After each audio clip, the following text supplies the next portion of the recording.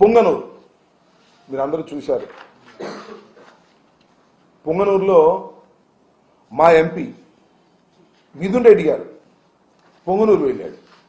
వెళ్ళకూడదా మిథున్ రెడ్డి గారు పొంగనూరు? ఎక్కడికి వెళ్ళాడు? అక్కడ మాజీ ఎంపీ రెడ్డప్ప ఇంట్లోకి వెళ్ళాడు.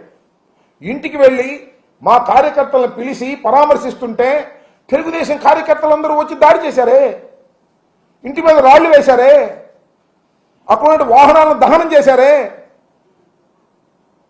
వాహనాలన్నింటినీ కూడా ధ్వంసం చేశారే. ఇవన్నీ ఎప్పుడు జరిగినాయి?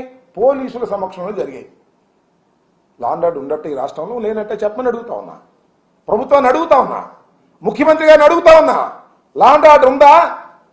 ఒక ఎంపీ తన నియోజకవర్గంలోకి వెళ్ళి అక్కడ కార్యకర్తలను కలుసుకునేటటువంటి స్వేచ్ఛ లేనప్పుడు ఈ రాష్ట్రంలో లా అండ్ ఆర్డర్ ఉందని ఎలా అనుకోవాలో చెప్పని మనం చేస్తున్నాం. ఇంకా ఒక చిత్రమైన విషయం చెప్తా.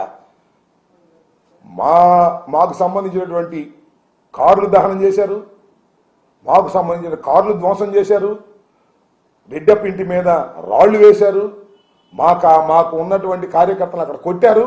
చివరికి తీస్తే కథ ఏంటంటే పొంగనూరులో ఈ సంఘటనలో మిథున్ రెడ్డి మీద, రెడ్డప్ప మీద, ఇంకా 60 మంది మీద 307 కేసు పెట్టారు.